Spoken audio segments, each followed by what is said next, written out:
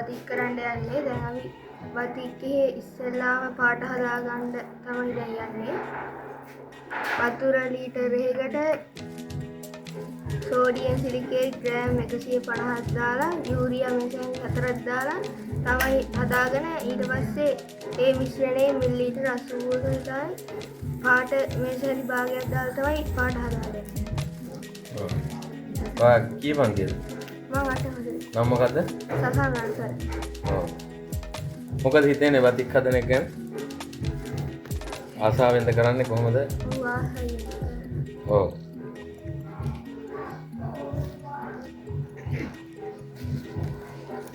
ඔය මොකද්ද ඔය කරන්නේ? නිර්මාණය කරනවා. මොන නිර්මාණයක්ද කරන්නේ? රව්. ඈ? රව්. ඔව් රවුම. ඔය නිර්මාණය මොකද්ද? මේක දැන් ගැට අඹරලානේ තියෙන්නේ. එතකොට මේ ගැට ගහපු හරියට දැන් අපි ඩයි එක දාපුවාම ගැට ගහපු හරියට ඩයි එක අල්ලන්නේ නැතුව අනිත් හරියට ඩයි එක අල්ලලා මේක දිහාටම ලස්සනට අවශ්‍යයි. බතික් හදලා තියෙන්න මොනවද ගන්නෙ? විස්තර කියන්න පුළුවන්ද? ගන්න කියන්න. බතික් හදන්න sodium silicate, sodium agent, fixing agent, dye ගන්නවා. තව මොනවද? දැන් බතික් හදනවා නම් වෙනම රෙදි වර්ග තියෙනවා. ලිනන්, පොප්ලින්, ඩූලයින්, පොප්ලින් රෙදි ඒ වගේ තමයි ගන්න. තව මොනවද කියන්නේ? බතික් කරනවා නම් අර කියපු රෙදි වලට තමයි අනිවාර්යෙන් කරන්න ඕනේ. අනිත් රෙදි වලට මේ ඩයි අල්ලන්නේ නැහැ. යූරියා දාන්න ඕන. බතික් මිශ්‍රණය හදනකොට. හදලා තියෙනවා මීට කලින්?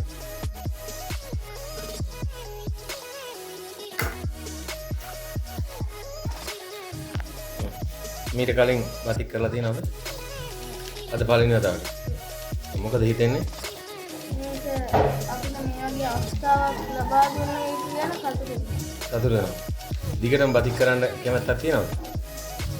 ඔව් අද දැන් එතකොට අද පන්ති එහෙම තිබුණොත් එහෙම ටියුෂන් පන්ති එහෙම තිබුණොත් ඒක පාඩු වෙනවා. අවුලක් නැද්ද එහෙම? ඈ? මේකට කැමති? එතකොට බය නැද්ද අනිත් අය විභාග පාස් වෙයි ඔයාලට විභාග පාස් වෙන්න බැරි වෙයි පන්ති යන්නේ නැතුව බතික් කරලා විභාග පාස් වෙන්න පුළුවන් වේද? එහෙම ගන්න විභාගයේ පාස් වුණේ නැතත් අපිට මේ වගේ දෙයක් දැනගෙන ඉන්නේ ගැන හොඳයි. අන්න හරි. ඔව්. හරි. මොකද හිතෙන්නේ? අද පළවෙනි වතාවටද බතික් කරන්නේ? ඔව් මම පළවෙනි වතාවට කරන්නේ. ඔව්. මොකද ඒ ගැන කියන්න තියෙන්නේ? මට ගොඩක් සතුටුයි මේ වගේ දෙයක් කරන්න හම්බුනේ ගැන. හම්බුනේ ගැන. එතකොට මේ දෙන්නම මේ ඔය දෙන්නම ශිෂ්‍යත්ව පාස් වෙලා නේද ඉන්නේ? ඔව් ශිෂ්‍යත්ව පාස් වෙලා ඉන්නේ. එතකොට මේ ශිෂ්‍යත්ව පාස් වෙලා ඉතින් දැන් මේ ඉංජිනේරුවෙක් වෙන්න පුළුවන්, දොස්තර කෙනෙක් වෙන්න පුළුවන්. එහෙම තියෙනකොට ඇයි මේ බතික් කරන්න ඉගෙන ගන්න හිතුවේ? ඒ වගේ දෙයක් කරන්න ආසයි. ඔව්. එහෙම දෙයකට කැමති? ඔව්. හරි. මේ අද ඉතරද කරන්නේ දිගටම කරන්න බලාපොරොත්තුවක් තියනවද? දිගටම කරන්න බලාපොරොත්තුවක් තියෙනවා.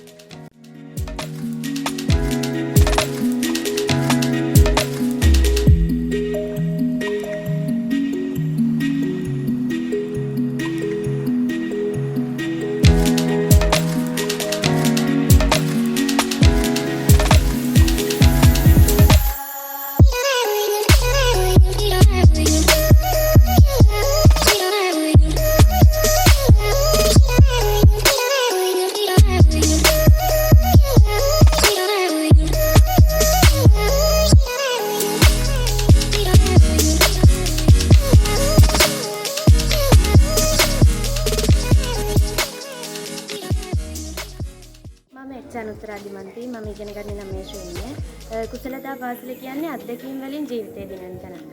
අපේ පාසලේ පවත්වපු විවිධ ප්‍රසංගයට අපේ අතින් අපේ මහන්සියෙන් අපේ කැපවීමෙන් හදපු බතික් වලින් තමයි කුසලතා අභිනන්දන වේදිකාව හැදුනේ. ඇත්තටම ගුරුවරුන්ගේ දෙමව්පියන්ගේ සහයෝගයෙන් කරපු මේ වැඩේ ගැන හිතන්නේ ලොකු සතුටක්.